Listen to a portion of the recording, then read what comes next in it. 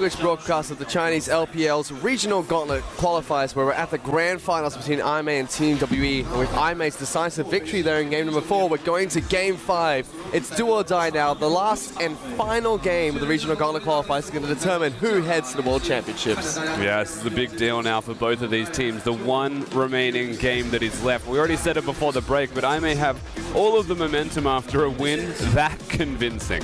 Pretty much. And, you know, I look over to my left, Mandarin casters now. Remember, as well as Candace is sitting there. They're the game 5 casters, so this is why we've gone all the way down to the wire. But now it's, like we said, do or die. And that was a very decisive victory from IMA. What do Team WE really need to change going into this? Because that can't quite happen again. I think you need to take away the Shen. There's no reason that IMA should get their semi-global comp. Again, that's the thing that they're very good at, they're very strong with. So the fact that Avoidless had the Elise, that Amazing J got the Shen, that they were able to get those incredible dives off bottom, big problem. Yeah, the draft could be definitely taken into consideration when looking at the 5th game, but I really don't think that the draft determined the winner of the 4th game. It had nothing to do with the 4th game. It was definitely determined at about 3 minutes into the game when WE just decided to be absolute idiots. Let's be perfectly honest. They tried to take a fight that should never have happened. They tilted themselves for the rest of the game. All they tried to do then was just come back into it, and they did not find the win. And it was after a great start that came out from Condi's. Gragas as well, he found the Taliyah that went for the very cheeky level 2 invade to try and take Raptor camps down at level 1, found him, had red buff, slapped him around a couple of times, got first blood, and looked like, wow. That's literally the thing, right? Is like for the first time in this entire series, the jungler was being proactive, making big plays, and set mid lane up to succeed. I have not seen CA ahead of Athena until this game, but the same thing that happens every single time in the bottom lane is the 2v2 feels this necessity to fight and all in their opponents. And this time around, Avoidless is the one to respond because he wasn't involved in the gank's top lane. He knew where the jungler would be and gets there first. It's funny because I was watching a little bit of the EU LCS last night, and when level 1 happened, the 2 bottom lanes in the fight, I was like, why are they not fighting? Normally you should be hitting each other by now, which always happens in the LPL. It's happened pretty much every single game of the 3 best-of-5 series that we've had so far. But this is obsessive. Like, this is actually like they have to do it, and that's a genuine problem for them, because if they want to win the game and snowball through jungle, then those two need to calm down. Pretty much. But so what are the first things that we really have to look at before we head into this next series? We have to look at the draft. IMA, again, they shouldn't get their composition. IMA threw one punch, the sucker punch. They got every pick that they would ever want, the Shen, the Taliyah. Yes, Sivir and Trundle went off, but Sivir even fits into that identity of composition of helping you rotate quickly, so I think you deny those power picks or at least contest for the Sivir. You know, I like the fact that Team WE, they had the extra game. They could go back to their comfort picks. Unfortunately, they didn't get to go anywhere with those comfort champions. But I think that you go back to basics here. You scale into late game, because you think this is your last chance, back against the wall, this is your ticket to Worlds, so you're not going to play a very risky snowball comp. You're going to make sure that you have your break points or your power spikes spread out across your composition, that you have an answer early game, that you have an answer mid game, and more importantly, that you have answers late game in case everyone decides to play very conservatively and just farm and snowball up. Yeah, I'd say you have a scaling composition as a 100%. Some degree of carry in either the middle lane or the AD carry position needs to be able to scale. I do think that they might be a little bit more cautious and passive when it comes to this 5th game in terms of play styles, but you want to have a jungle that can gank, firstly. I think that's the most important thing. No farming junglers. And the Trundle and the Sivir don't have to be together, but they're both equally as prioritized and important in this drafting phase, and I think you should get at least one of them, if not both of them. We'll have to see if anything gets swapped out as we head into that 5th match. These games mean a lot for these two teams, and it's down to the wire, guys. 5th and final match. We're into Champion Select for that final game of the Regional Gauntlet qualifiers. Big thing to note is the fact that Athena will be playing all 5 games for IMA, so Bami not taking the stage once here, feeling very confident in their Korean mid laner. And we saw last match, it was Team WE that chose to start on red side. This game, however, IMA have said, we're taking blue side, so 3 matches in a row, Team WE will be on the red side, and 4 matches of this entire series. And draft this series has been very curious, because it's been more about denial as opposed to prioritizing comfort, save for that last game number 4, so red side has seen a bit more victory than normally through the gauntlet. Yeah, not only that, the only adaptation we've seen so far in the ban phases is these guys have usually been banned every single time, is actually the Shen from IMA taking it away from 957. Means they might have the Echo in mind for that first pick priority. Vladimir also stands to attention. That would be the first time that Amazing J would get his hands on Echo this series. It should be permabanned away from him, but That's a curious priority pick. Still means the Malzahar has not been banned out like it was in the last game. So they'll actually forego the strong, amazing J Echo pick to instead use Trundle as that flex. Yeah, it means you'd expect, honestly, like an Echo Gragas as a response from WE, something that they should be comfortable doing. You have to remember that the Sivir is actually potentially higher in that priority list.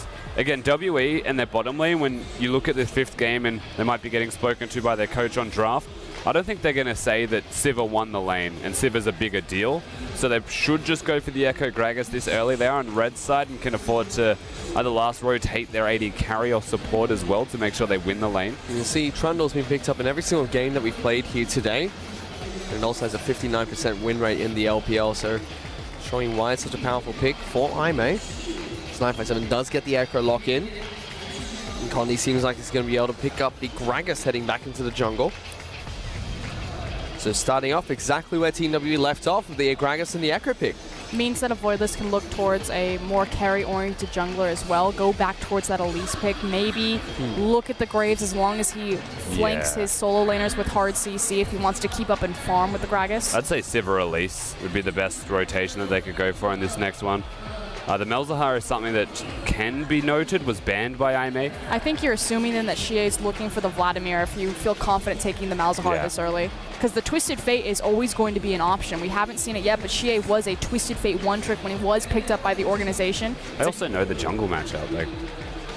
And also, we've seen when Xie does get his hands on that Twisted Fate, does perform very well in the early game, something that Team WE needs to bridge the gap between. If he does do Twisted Fate, it would almost force the Elise, because then you'd have so much hard CC lockdown for TF in that mid lane. Whereas Aimee, they're going to be able to lock in the Sivir as well as the Malzahar. So AD carry and mid lane are picked up already.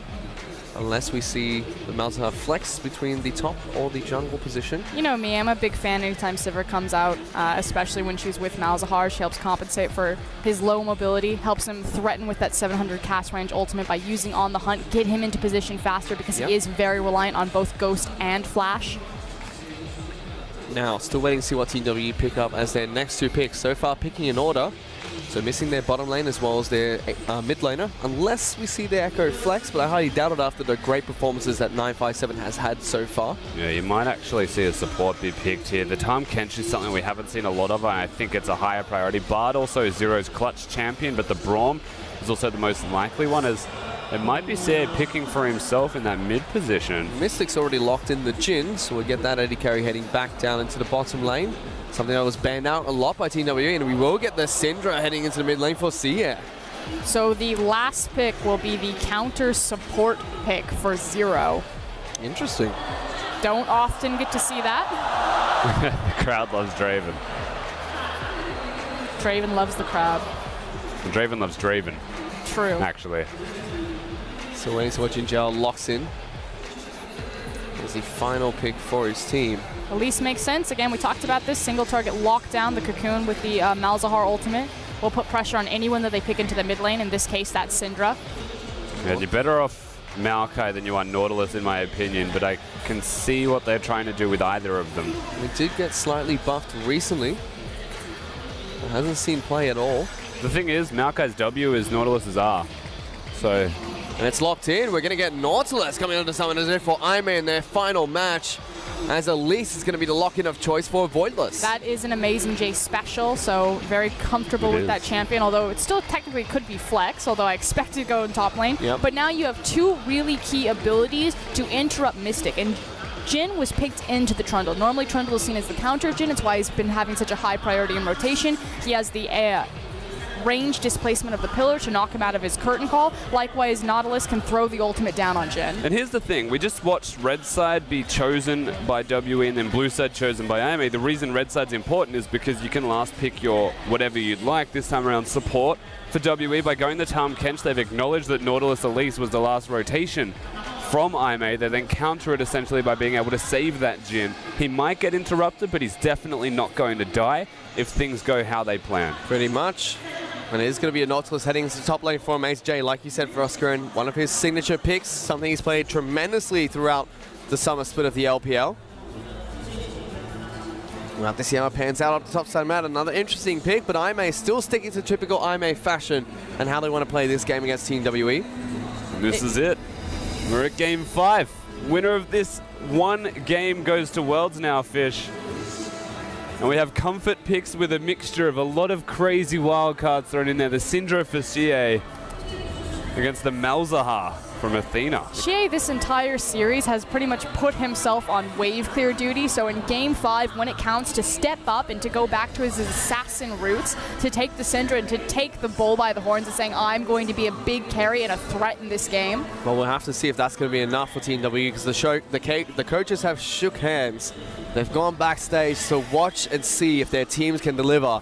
Team WE, the historic organization, they want to rebuild and head back into the World Championships, whereas IMA, all the way from the LSPL last split, now third place team in the LPL, and looking to secure the final spot heading into the World Championships later on this year. They're on to Summoner's Rift for the 5th and final game between IMA and Team WE. How sweet it is to have Amazing J playing Nautilus in a game number 5. You said it already, Frosker, and one of his signature champions. And a lot of unique utility to it. And an incredible story for Amazing J alone. It would be his return ticket to Worlds. He did go with EDG in 2015 after their collapse in the quarterfinals to Fnatic. So definitely wants to get back to that stage, prove that it wasn't a fluke, prove that he's become a top-tier laner in the LPL. Certainly does. And here's his chance right here, right now, in front of 10,000 people here in Guangzhou, China. One shot, one opportunity. It's everything he ever spaghetti. Let's see if he can spaghetti enough here. He's picked up the Doran's ring heading into the top lane against the Echo. So let's break down these compositions. We said that both of them were going to pick scaling compositions. They've both got those threats. You have Sivir on one side, you have Jhin on the other side. You've got your mid-game power spike and your Malzahar as well as your Syndra. And then you have your early game pressure. Particularly, I'm going to give the edge to a Voidless here, although Gragas does have great ganking paths. Yep. But I feel like Elise just constantly gets the superior 1v1 duel if she utilizes Fog of War. So we do see both the junglers start on the top side of the map. Condi taking down his red buff to kick things off. Elise will be taking down the Gromp camp before heading over towards the blue buff. One thing that I've heard even from Freak in the NALCS is it's inefficient if you're not last hitting the neutral camp with your crit. You don't get the move speed and get to lane as quick enough, but they get there in time for the minions, so things are okay. Both AD carries take down the camp at level 1. And Zero just trade blows, and again, as these carries hit level 2, we have to keep an eye out for them because they like to trade quite frequently in this bottom lane. But will they do that in a Game 5 for a ticket to Worlds? That's the question. We've seen so much aggression throughout this series, but we expected them to be a bit more conservative, a bit more passive coming into this game because you don't want to throw it away on another 3-minute, 30-second BF sword because the Sivir is 4-0. There's Mystic now dealing with the waves that's been pushed underneath his turret. Yeah, early movements coming out from Road as he moves in towards Team WE's jungle. Dina taking a bit of damage from the Syndra in the mid lane, top side of the map. Amazing J playing well against 957 to kick things off, and here's a Voidless. Cocoon's not going to connect, but does force the Ghost coming out from Syndra. Yeah, choosing to go for the Ghost instead of the Cleanse. You can't use Cleanse on a Malzahar ultimate, so it makes sense that he just wants to try and run quickly and away from the Elise. Risky, but it pays off for the first time around anyway, and it's a reasonably low cooldown, at least in comparison to that of the Flash. So good moves from CA, fancy feet. And he's still doing very well, keeping up with CS, so that pressure really not putting him on the back foot at all, despite losing that summoner spell. He's going to be slightly ahead once he cleans up this wave. Has been pushing in Athena quite well. It also means that there was information given about where a Voidless is, which means Condi can do this very confidently. He's spotted out by a ward, but it's a 2v1 top. Going up, Amazing J has to flash. He's being jumped on, and Team WE, they're going to be able to pick up first blood going to 957. And again, that was built off of the fact that they gathered information that a Voidless made the rotation into mid lane, and then they saw him exit back to the bottom side of the map. So they should have communicated to Amazing J, there's a chance Condi can come top, and I cannot match him. Yeah, it's even the flash now burned from Amazing J, so they could come back a second time, and really is refreshing to see Condi go to the top side of the map.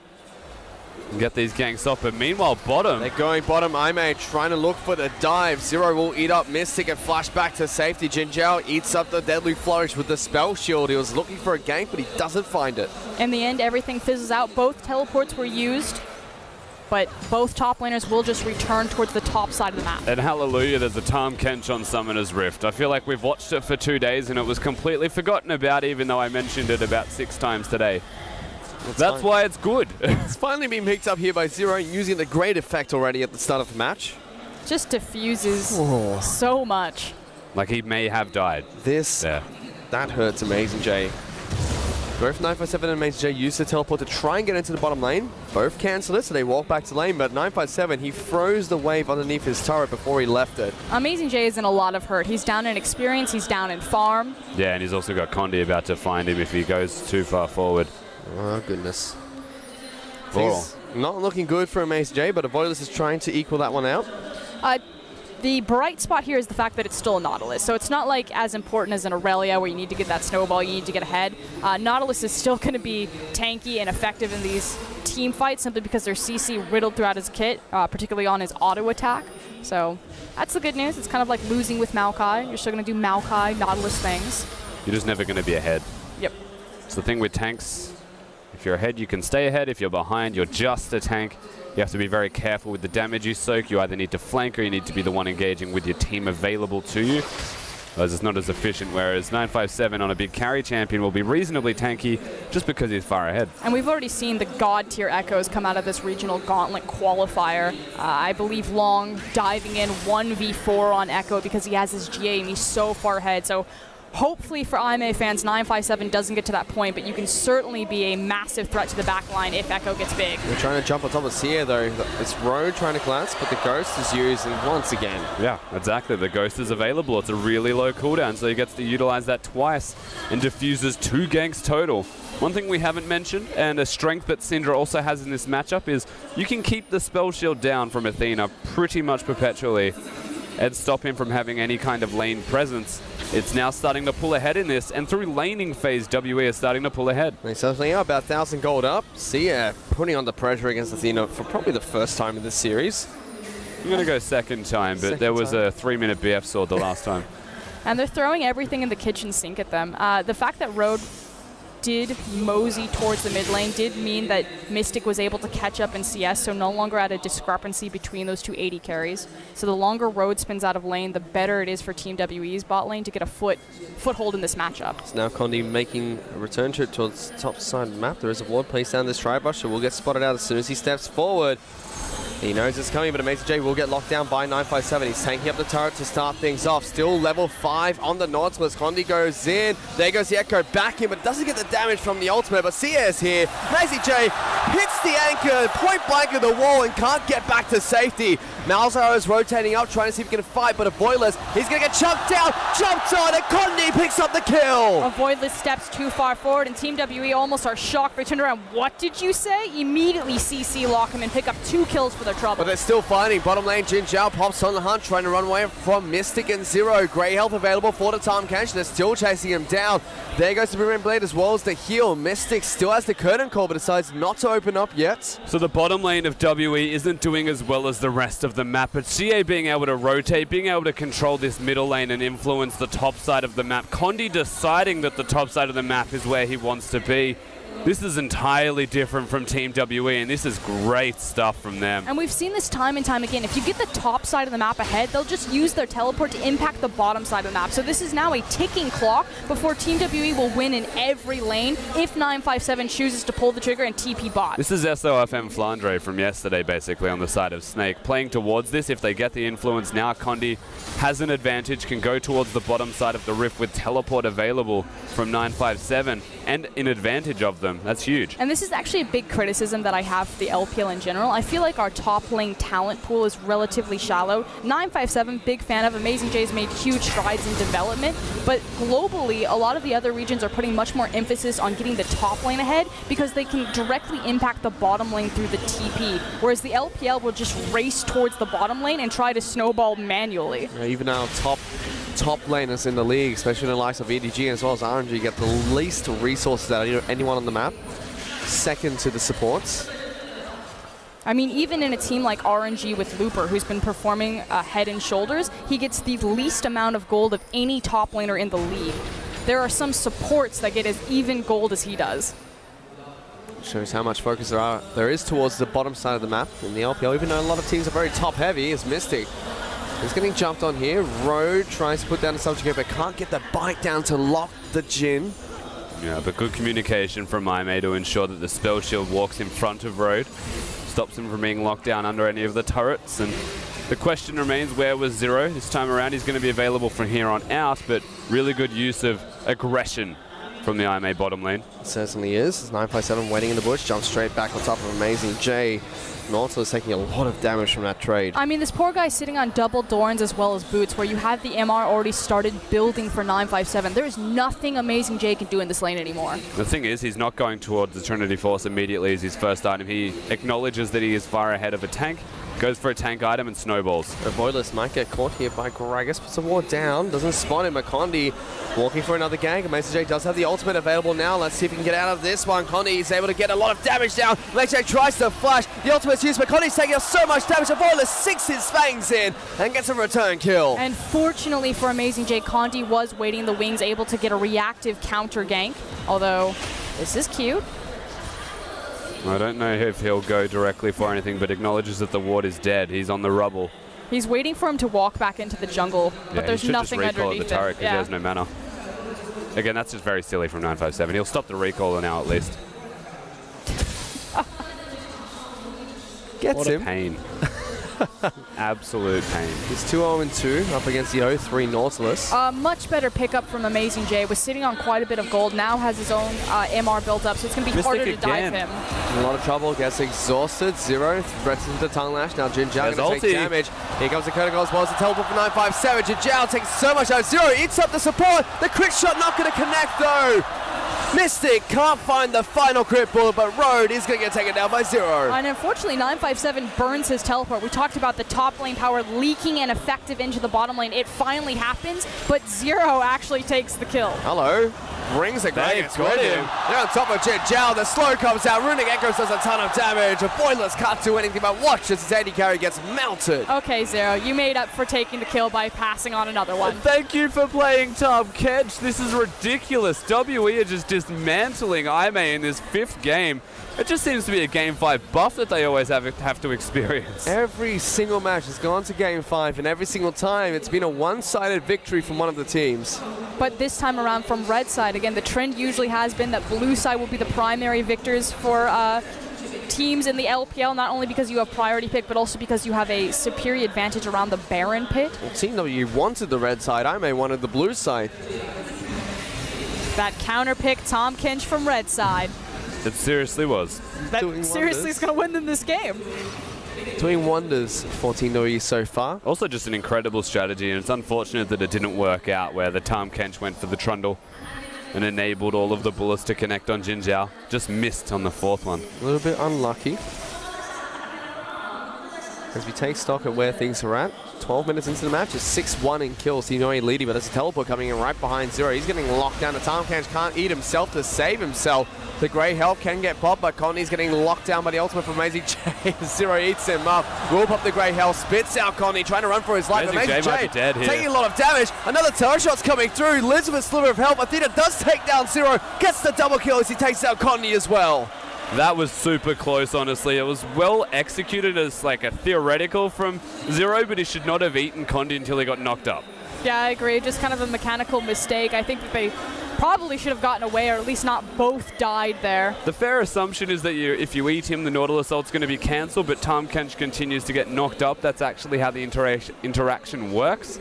And so it is a mistake, but it's a small detail that he's definitely learned his lesson upon now, and that just results in 2 good picks from Aimee. It does allow Athena to go back to base and pick up the Morale-nomicon for himself, but he's up against one of... Sia has one of his own and has the QSS as well, nice and early on the Syndra. It helps that when you have the gold lead, you're able to get your luxury items earlier, although I'm not really sure the QSS is a luxury item in this case across from Malzahar. It's a necessity. Look for the... He's not a bear. And Sia now looking to take down his own blue buff, gets donated away by Condi. Voidless holding on to his own to try and give it towards the Malzahar. So the real victory that Team WE have right now is the fact that the bottom lane has been pushed down, which means that Mystic and Zero can get unlocked. Now, unfortunately, they were trying to make a play mid. Zero was caught out. Reset, retry. Let's use these power points again and start moving Mystic and Zero around towards that mid lane and continue to try to siege after this dragon falls. Cloud Dragon does get taken down by Team WE, the first dragon of this game. Next to spawn will be the Ocean Drake. This is mine. Looking to push for the red buff. WE want to contest for this. Sierra throws it back. It's still resetting. Not a good time to pick it up. Unfortunate. Or a great time to pick it up, who knows? So it does get taken out by IMA. Team WE back off and away from IMA's jungle. Again, one of the strengths that the Syndra does have is when you start to level up and max your W second now instead of your stun. You can pick up multiple of your spheres and you can start throwing them around and stunning everybody in a wider code anyway. It's actually much more beneficial to level that up second now. It helps with small skirmishes and even team fights because you don't need to ult and then throw your stun out anymore. You can just W. Slowly Sierra is getting to that point. Team WE are losing a lot of tempo right now. They did pick up the Cloud Dragon, but this is kind of 2 times that Mystic has wanted to make his way towards the mid lane, but he's been forced to respond to waves building up into the bottom side. So IMA are actually doing a good job making sure that even though their bottom tower got knocked down, they're keeping Zero and Mystic locked in that lane. Oh, top side of the map, Amazing J is farming up, trying to catch up to 957, who's 30 CS in the lead. And 2 kills up as well as 3 assists. Does have his Balmy Cinder as well as the Spectre's Carl. Was completed Spirit Visage, rushed here by 957, respecting all the magic damage coming up from the top side of IMA's map. Yeah, snowballing is tanky item. I may look towards this actually. There's Tom Kench coming into the fight though, making sure he can keep them safe. Rift Herald will reset, so they just stopped him from taking the major objective down. I mean, that Tom Kench ultimate is only coming in to keep his team safe. Good opportunity to be had in the middle lane now though. No spell shield on the Malzahar, no Sivir to be seen as he's recalling. Pinnacle opens up, lands a shot into Athena. He's trying to run out of the range, getting hit by so many here. And even the 4th one connects, chunking it down to half health. Team WE use that to their advantage to get their second turret of the game. So finally they're able to get Mystic and Zero into that mid lane, shove down the structure. Unfortunately, Jin Jiao couldn't continuously try to bounce the wave, and Jin manages to make it. Yeah, does have his Essence Reaver now, so it's very hard to push Jin Jiao out of lane as a Sivir. The mana regeneration and sustain that he'll have for himself, but 1 move is all it takes for WE, especially with a Jin in this middle lane. All he had to do was press his R button and hit all 4 bullets, and there was just no defense available. We're now swapping the lane, so welcome to Australia. We've got our duo lane heading towards the top lane, Echo heading towards the bottom lane. Would open him up for a gank though, so good counterplay from IMA if they choose to go for it. Bullet some road looking to collapse on top of Condi. There's the pillar coming down. It's just smites away the Gromp. Takes it out of Condi's hands. Missing down the top side of the map, going toe-to-toe against Amazing J. Just tickles him a bit as he has the shield up. And now this is the big pressure point. The fact that this poor Nautilus is so far behind, has only itemized into MR, and is now facing across from a pretty much on-time Jin. Mystic is going to cut through this tower, and if Amazing J steps forward, cut through him. Amazing J taking a bit of damage, but able to clear out the wave nicely. Still, top lane out of turret, taking a lot of hurt. Yeah, Nautilus can hold on to turrets reasonably well in the way of wave clear, similar to an Echo can, but if there's ever more than 2 people there, you definitely run into a spot of trouble. And they suddenly got a lot of members of Team WE moving towards the top side map. Jin Jiao and Road have rotated up to get lots of wave clear down to stop any pushes coming in, but 957 now free to move around the map and split push in the bottom lane. He has teleport available, so the second that Amazing J appears in this bottom lane, they can look towards making a play. It's also the blue buff about to spawn, so they have their numbers advantage on the, or their numbers advantage. Could look to contest that when it spawns, although they haven't set down their triangle vision. They have plenty of river-based vision, but to actually push in is another battle. Here comes Syndra up through river. She's spotted. Let's see what Sierra can do. That ward plays perfectly by IMA, spots out the rotating mid laner. IMA still 4,000 gold behind Team WE. Just 18 minutes into this game as well. Strong and solid start for the veteran LPL squad. You can see that Team WE want to fight, even going as far as to pull 957 up, having him walking towards the mid lane. He's now returning towards bot side, but they're keen. Trying to push for this top lane out of turret still. A big pressure point on the map, incredibly low. It's the top tower, and if they can pull them off of the tower, fight them over this blue buff, kill them, and then rotate towards it. Let's see if they do. The blue buff getting fairly low. Condi. Syndra should have this locked down. Fighting for it. There's the Syndra pull. Throws it back to the river, and Sia going to be able to pick up this blue buff.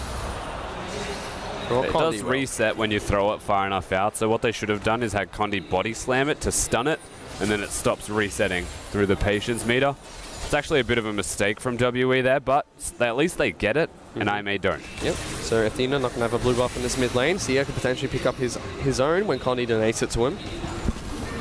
It's also a lot of respect from IMA to understand that they're not strong enough to fight for that blue buff, and understanding that if they do die there, that they'll lose a lot more for it. So good, cautious, passive play. Again, this is the single game between them and Worlds. That's now 957. Is being jumped on by the Echo, getting some good damage down. That's a QSS being used by Condi there to keep himself out of that stun. Macy J trying to keep them locked down. They're chasing on towards the spider to get the kill. Now Athena looking to lock down Condi, who flashes away. Macy J hooks him back up, brings him into the fight. Sia knocks him sideways, and they're still chasing him down. No mana though on the Syndra. Forced to use the last bits. It's an ultimate on towards Macy J. Locked down by the power lock conversions. Gets another kill. Exhaust onto the Malzahar. Knocked back by the Syndra. And Athena's going to fall down. TWE get 2 kills onto their top lane and 3 kills in total. And that's just a gross misplay from IMA. They got greedy. They wanted to trade blue buff for blue buff, but really there was no reason to be there. It's an Ocean Drake. It's just the blue buff. Let it go. It was actually just an attempt to trade blue for blue there, but Condi gets the blue, then recalls immediately, rotates down, and 957 and him are able to lock it up endlessly. A Voidless gets stunned here off the back of a QSS being available for Condi, and that's the big difference. So he was close to dying, Condi, simply because he has no QSS, and the Malzahar puts pressure onto him. But this is the mechanical show from 957, and Morello's stacking mana available again for Xie. And they think that they can get the they think that they can pick up some table scraps because they got the collapse, but then here comes Zero to just nail in the coffin. Now a true numbers disadvantage for WE. Yeah. Puts the exhaust out as well to make sure CA can stay alive through that trade. Double kill for 957 especially. He is a monster, now picking up his Sheen. Have to see if it's going to be an Iceborne Gauntlet or Trinity Force. He's 4 and 4, not found at the moment, but I may have found the Ocean Dragon, looking to take down the second elemental dragon of the game. TP even coming in from 957.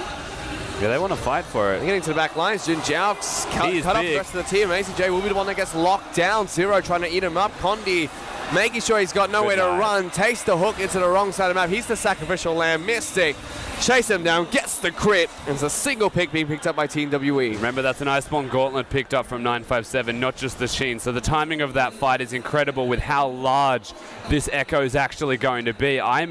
They do get the objective, but the Ocean Drake's just not worth much, really, at this stage in the game. And not when there's only one of them. It's not worth fighting over when you're this far behind. This is very cute, though. Both teams trying to set up traps. So IMA standing in that brush right in front of their tower. Meanwhile, Team WE also standing in the wings. Here comes Condi. Coming in, 9% was looking for the stun, doesn't get it. Good pillar coming out from Rhodes, separates the rest of the team. Just trying to push this one on towards the tower. That pillar saved his life. This is actually rough because Jin's nearby. They could ult. 5 members of Team WE moving down to the bottom lane. He just needs to... He doesn't have to ult because they're going to get it anyway, but if they did contest for it, he'd just open up his ult. This is Team WE's tower no matter what. Yeah, bottom lane in the turret being taken down. Now only top lane turrets left standing for IMA. As they're 7,000 gold behind Team WE. They step up strong in the 5th game. Yeah, 2 Quicksilver Slash to be seen. The Malzahar not going to be as relevant. Needs to ult the Echo. CA's actually caught. He's going to try and run away. Does get exhausted. Pops his Ghost for the extra movement speed and does get back to safety. Just a greedy recall. His team manages to bail him out, though. Right now, so we're going to be playing around the top side on that for Team WE because they are setting the tempo of this, although I may force them to respond and stay bottom. But eventually we'll play top side. 957 doesn't have his teleport right now. Remember, he used it on that flanking play when they picked up the Ocean Dragon. So there's actually kind of this pause in terms of momentum and tempo being picked up where we're waiting for that TP before Team WE can really play as effective towards the top side of the map as they would like to. I mean, if they're just going to play towards the bottom side, 957 is strong enough that he should be able to stop this turret from going down. Just looking to try and defend this one. Rogue getting locked down by the Deadly Flourish. Team WE Simply clear out the wave on the bottom side of the map. This just means a lot of farm now going to be given to Sia on the top side of the map. And look at the difference in CS between our mid laners. It's a big lead. Certainly is. About 60 CS in the lead over Athena. Doing incredibly well so far. Has the Haunting Guise picked up. Even as a Spectre's Cowl being picked up on top of the QSS. So yes, very respectful to the magic damage that I may provide in this match. Just the Wayless, I guess. He does not want to die. He's 1-0-3, keeping that perfect score. They're super easy to itemize. It's a Nautilus, Elise, Malzahar composition. Yeah. Sivir, no real big items yet. Needs to find a breakpoint. Has a Zeal and working towards the next big item. So in terms of gold, it's about 2,500 off probably the next item. It just puts Team WE so much farther ahead of them because they did itemize into their resistances early on. So I may really need to hang on for the next 10 to 15 minutes before they're going to start chunking any of those members out. They certainly do. We'll have to see if they can hang on because 10 more minutes till Team WE's time to shine. The Elder Dragon team love to fight around 35 minutes in the game. That's really where they break games wide open. And they often don't have a gold lead before they even get to that point. So a phenomenal Game 5 from Team WE. This is what we really expect for them. Definitively, they've been the more consistent, the better team. They finished higher in the standings for IMA, just dropping in that last best of 5 the last 2 times these teams met. Yeah, in a game where the winner goes to Worlds. WE have shown up in the early game this time around. They've been inconsistent in this series, honestly, but they've found it in the 5th. And even had to fight a 5-game slugfest against Snake yesterday to get to this point. At some point, it almost looked like they weren't even going to be able to get here. But they made it. They stepped up against IMA. But it's funny, the last few defeats from Team WE have all been in very similar veins, where they just get absolutely smashed because they take very aggressive early fights and just snowball the game or throw the game way out of whack. Well, now it's time to play Rusty's favorite game, which is count the QSSs. There's 3 on the side of Team WE. 957's already picked one up. Only Mystic and Zero don't have theirs yet. Since when is that my favorite game? Even an Electron Cloak being picked up by 957 on top of all the extra magic resistance he already has. Top side of the map from IMA are going to do absolutely no damage to the top side of the map of Team WE. Condi's actually found a Voidless. They're going to knock him back into the team. Has the repel but can't use it because Mystic is able to take it down while he's stun locked, and they ping for the Baron. That's the Baron. The jungler is dead, which means that I may no longer have the option to look for a steal. They have to look for a fight. Echo's going back to base, pick up some health and a little bit of extra items before he can teleport in.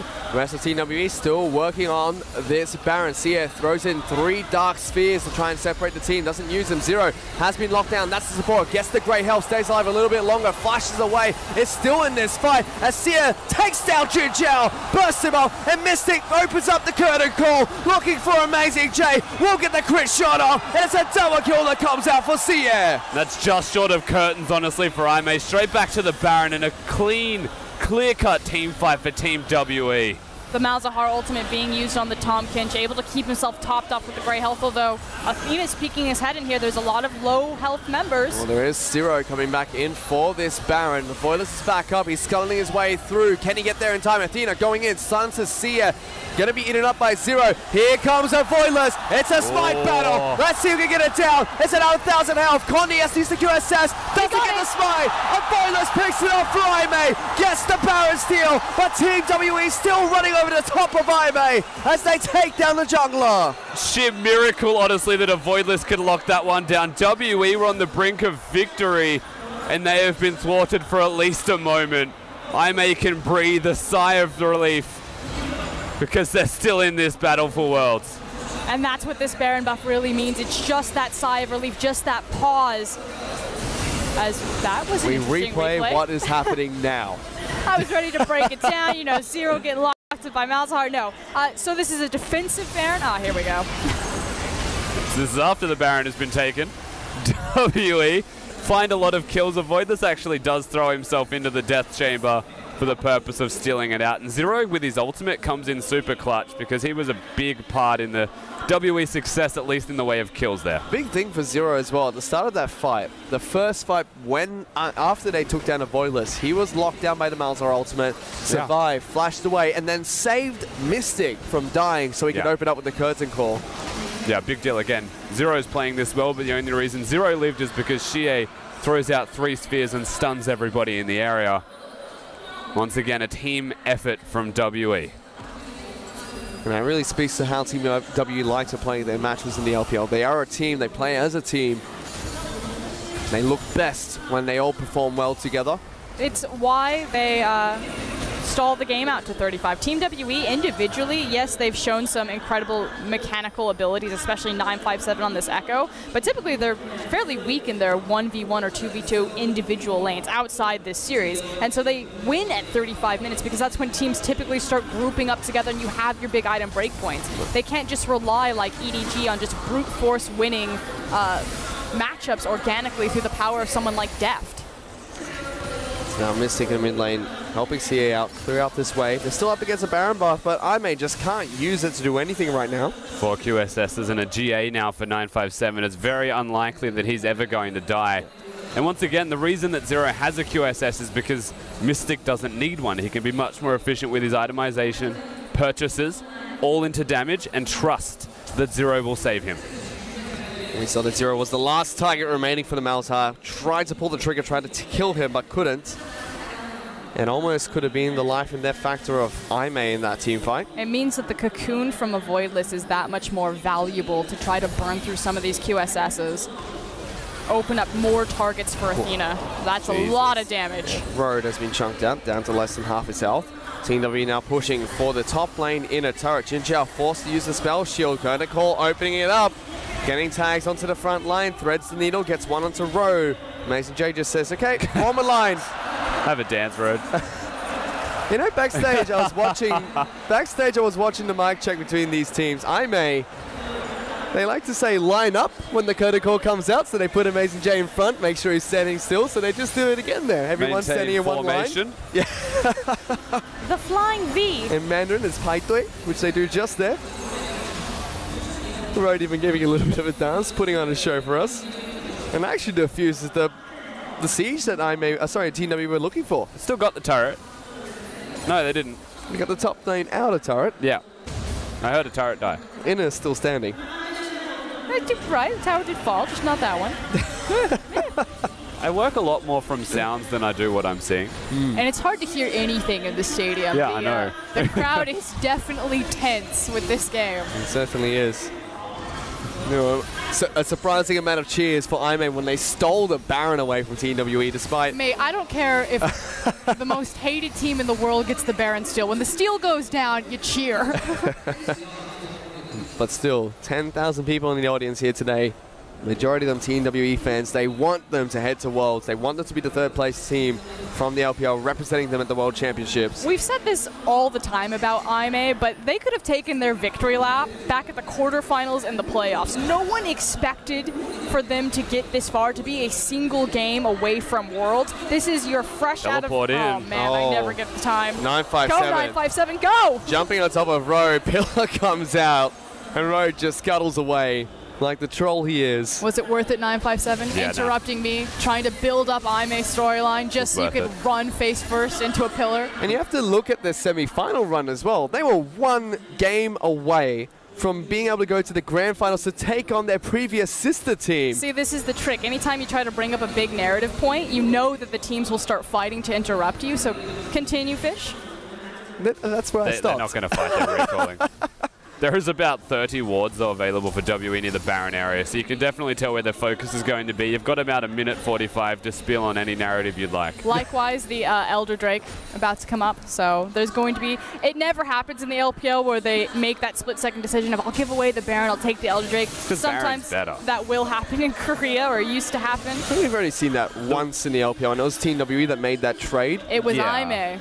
So the thing is... Against Team WE. Yes, that's right. And Team WE ran into them, Aimee killed them, and then won the game. There's just no reason to go for Elder when the Baron's available unless you're losing the game. So that's what the only reason you would trade for it. It's not a winning trade unless you go with the Elder Dragon buff to the enemy team when they have Baron right now and fight them head first. Which is exactly what Aimee did last time when there was that situation available. So there is the possibility. They've done it once before. They were about this far behind as well in that game. It will be a miracle for them to pull off, though. And they're still looking for a way back into this match. 7,000 gold behind. Their Baron buff has worn off. It's coming back up in 45 seconds. Good news is that they're very close to Sivir coming fully online. Jin Zhao's really just a couple thousand gold away from completing his third item, or that big core. Does have the Essence Reaver as well as the Infinity Edge, so in a good spot as is. Yeah, no, they're definitely still scaling, and I'm not going to say that WE are going to outright win this game. It's around this next Baron fight. The steal from a Voidless has solely kept Aime in this series. It got them to this point, which gives them about 1 or 2 more plays to try to turn this series around. What happens here will decide the game. Certainly will. 8 seconds till Baron's up. WE have firm control over the arrow. Elder Dragon is spawning as well. Only Oceans and Cloud Dragons on the map. Team WE have 2, I may have 1. So the Elder Dragon not going to empower too much, but still a strong team fighting objective. If I may want to win a team fight, they definitely need some form of a boost. Guardian Angel has been picked up by a Voidless, so he will come back to life. Run away, Blue Buff, run away. Will he get it? Yep, he gets it. You do have to challenge WE's damage as we hit later in this game as well. This next Baron is a great time for them to fight, but a Banshee's Veil QSS build on CA is getting outscaled every single second that we wait in this game. Well, they're on the Baron already. You know, you're melting through this one. There's a 3-man squad doing it. No jungler even there to take it down. Condi's just going to body slam in. Probably just go for the slide. That's the Baron taken down by Team WE. What fantastic sneaky play from them. And I'm just not respecting the Baron trip that they could do, and a good fake out from Team WE to keep Condi in vision, so they didn't realize that they had started it. So I don't think it was even disrespect or just slow play. The WE had the vision control for up to 2 minutes in advance. This is a really risky move from them though, because there's no vision over here. They just straight up kick this off. Oh, Athena's on the top side of the map. He's got no teleport. This is Elder Dragon being picked up by Team WE. Everyone else is going back to base. I'm like, okay, our last stand is going to be in our base. It's do or die there. Let's give them what they want, and we'll take them in our own side of the map. But Team WE, they're so strong. So this is actually quite limiting. Remember, the duration that you have with the Elder Dragon isn't that high. They have to clear out the bottom side minions. They then have to clear out the top side minions with 957, and so they'll have to go down the middle lane if they want to have a quick avenue to utilizing that buff. And now the time is ticking away very fast. Infinity Edge has been picked up by Mystic, though a big item for a Jin to get.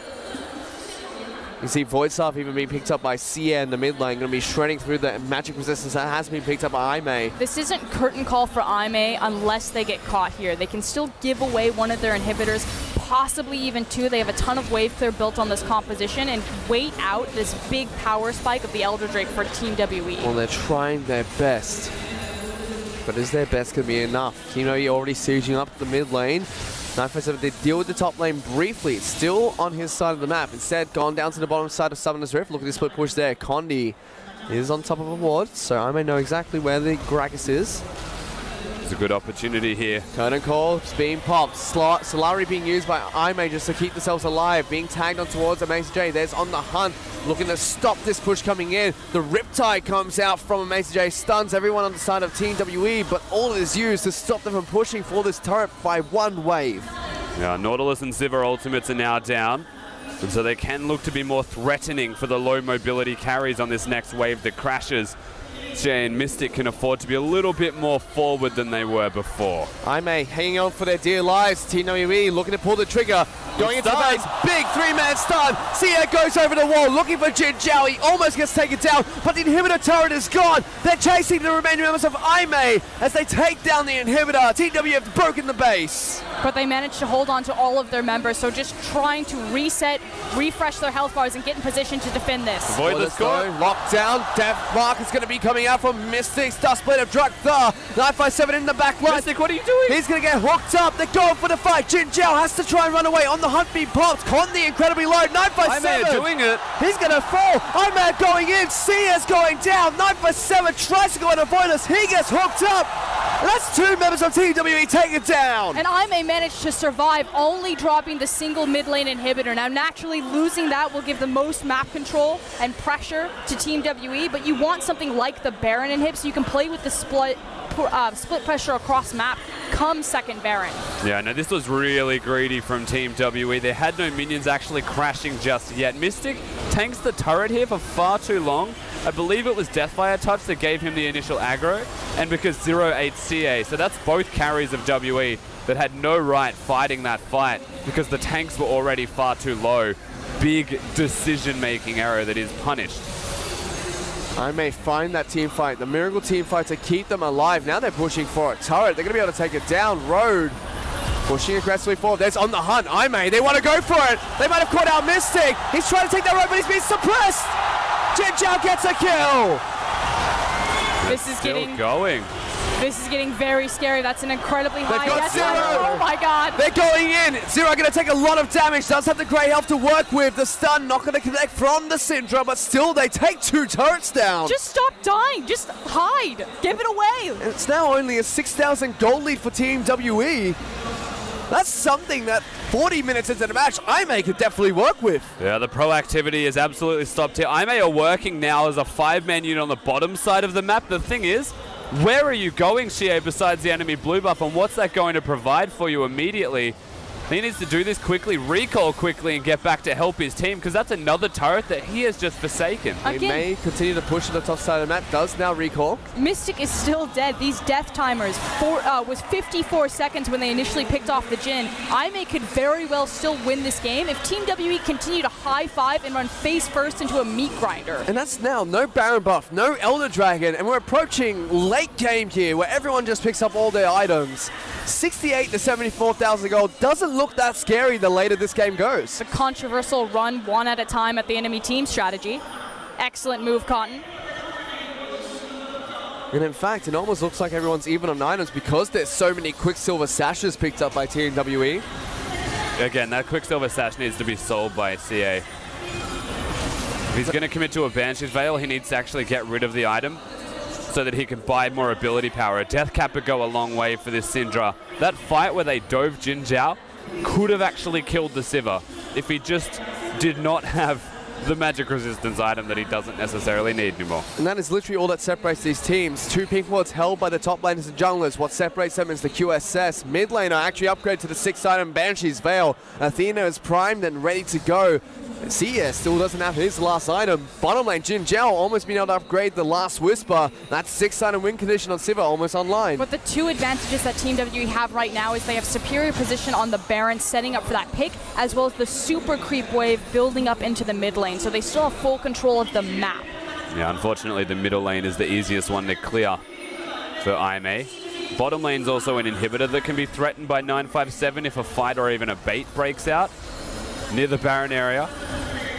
It's Jin Zhao even going to be able to pick up his red buff. 30 seconds till Baron comes back up. You can see the wars that have been placed down by both teams. Most of the vision control currently in Team WE's favor. There's Mystic and Zero working on the top side of the map, looking to push this down. Guardian Angels are up and available for both Amazing J and a Voidless. Their front line's going to be difficult to deal with. GA still down for 957. That got popped in the last team fight. And this Sivir is massively late game at the moment. The damage he's doing is unreasonably high. WE just spending all of this time baiting. It spawns now, but that's the beauty of Trundle. Great pillar coming out from Road, separates them and spots them out.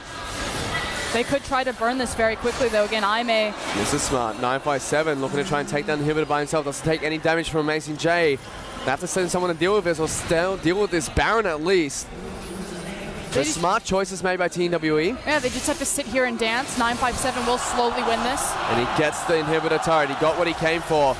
As Aimee look for a fight. Team WE trying to turn around Road. Has to use the subjugate. There's the Curtical coming out from Jid. Puts down the pillar, stops the team. Aimee do have to be careful there. Mid lane inhibitor does respawn. So a bit of saving grace for them. Yeah, but the bottom lane inhibitor goes down. So that's actually a more vital inhib towards the Baron. The WE are still looking towards. It also means that 957 doesn't have to teleport. He can hang around the middle lane. He can rotate towards the top lane as well. Road going around the back of the pit, puts a ward down. Baron's actually getting aggro on towards Condi. Team WE pushed away from this to start off. They just need to be patient here. Like Rusty said, the bottom lane will push for them. They need to cover mid first. Mystic needs to go back to base. Aimee running through the inside track, looking to see if they can take down Inhibitor Turret sneakily. They're charging on through. They're looking for it. Jin Jiao can be clear up this wave. Aimee, they're onto Inhibitor Turret. This might fall, but the rest of TW do react and get there in time. Zero even using the ultimate to get down there. Amazing J will get locked up. They do chip away at the turret and give themselves some breathing room to clear out the wards at Baron. That is a terrifying and tense situation. A single team fight will determine the victor of this game. Again, the death timers about a minute long. It does not matter who goes down. Oh, they're on it. Aimee want this Baron. They've started it up. This is the final game. The winner of this game heads to the World Championships. And Aimee, that made a risky call. They're on zero. They lock down the support. He flashed away, gets the grey health. 9-5 service in the back lines. Amazing J's disrupting everyone. And Aimee, they're suddenly moving forward. Jin Jiao's onto the fight. A big stun comes out for Creator. They're going in. Jin Jiao's trying to do it. They may have done it. They're going on forward. But they get the Sivir. But crit comes out from Mystic. They've taken down the AD carry. And suddenly, it's Team WE over the back of that single pick, looking to push through. They can't do it. 957 has teleport. I think that they can at least recall and look towards the Baron. It shouldn't be the end of the game. That was incredibly clutch from Mystic, though. Xie as well, hitting a massive Syndra stun to turn the tide of that fight. Yes, it was Mystic on the back half that picked up the kills, but Syndra laid down stuns across multiple members of Aimee. And take us through this one, guys, because suddenly Jin Jiao just gets popped. This looks like a disaster initially for Aimee. They get right onto the back line. They're on top of Mystic. He has to reset position, and here comes the big Syndra stun. Forces a Voidless back and allows Mystic to disengage, get into the back line, and open up that Jin ultimate. Ready for the crit? And Mystic kept them alive. Boom. 1,500 damage. There's nothing he could do to survive that. He got hit by the fourth bullet. That's the difference there. That's the big carry. The Sivir goes down. Individual efforts, even saving the QSS with the grey health from zero to start the fight, means that he takes all of the aggro, comes back in at the last second to ensure that his team stays alive. Big plays from big players. And that means Team WE, they have the Baron buff. And they're looking to push through. And the crowd. Oh my goodness, we're down to the wire, and unfortunately there's a technical difficulty in this match. Disaster. Right at the very end. My heart, it can't take this. And this was meant to be a one-sided victory coming out for Team WE to kick off this game. They were ahead the entire match. They tried to push for a second inhibitor turret. They get taken down by Aimee, who collapse and make some aggressive movements to take advantage of the weakened Team WE, bring it down to a risky Baron attempt, which they started themselves. It all started on the back of the kind of a mechanical misstep, really. The fact that Mystic was the primary tanker, or tanking the turret aggro on the bottom inhib when they tried to siege that, was a big misstep from Team WE, and it opened them up to this Aimee swing of power. So you have to think, you know, maybe above the crowd noise in a very tense situation. The last game before Worlds, they got a little bit nervous, they got a little bit over-eager, didn't quite organize themselves as nicely. And that single mistake has turned this game around. And suddenly, from a crowd that was full of Team WE fans, they can't decide who they're cheering for anymore because there was a mix of Aimee and Team WE cheers there. Fish, these are just League of Legends fans at this point because this is an absurd game. We're about 45 minutes into this. A single team fight will declare the third seed for Worlds. And this entire regional gauntlet qualifier has gone to 5 games in every single series that we've seen played here. It was Snake that got the reverse sweep against Vici. They tried to take down Team WE, who pulled through to make it to day 2. And now against Aimee, it's do or die, one final team fight. You see the hands are shaky for these players. They are nervous because they know it's only one last fight that separates them from heading into the World Championships. And then there's Zero. Always ice cold, cool, calm, and collected. And WE, they have the Baron. They have all of the control in this game. Whenever we do resume from this pause, it's their game to win, but Aimee are holding resilient constantly. And we talked about Snake's Cinderella story yesterday, but no one expected this from Aimee. Some people said that Aimee are the 3rd best team in China during the cross conference. I don't believe it in them. but I believe it now. I may definitely have the opportunity that they developed and they became the third best team in China, whereas Team WE trying to claw their way back to international glory. I don't believe they've actually ever made it to a world stage, just the IPL 5 title. Well, Team WE looking to try and make it to the world stage. I mean, they did finish third in the LPL Summer Playoffs. They took Team WE to 5 games. They picked up a victory in that 5th match. Yeah, it was OMG, Starhorn Royal Club, and Invictus Gaming in 2013. Sorry, I'm trying, like, the files are opening historically. Have Team WE ever been on a world stage? The answer, I think, is definitively no. It was just IAMs and IPLs and stuff. Yeah, we had to close one file cabinet, open up another. I'm not sure. I have a feeling that they have, but I can't say for certain. No, it's IAM San Jose, I believe, against GE Tigers and TSM, where they fell in the finals, and then IPL 5. I would check, but I don't have a phone here at this tournament. No, we're at a desk sitting up looking at a massive stage and a very close-up face of Athena, and now Amazing J. Oh my goodness, we just got word that we're going to be getting back into the game shortly. The technical difficulties I have a question. Have been resolved. Rusty, our ex-professional, never mind. No, we can't talk just yet, Frostcomb, because look at this. Team WE with the Baron buff, looking to continue their siege. Amazing J left to deal with the bottom lane push that's coming in.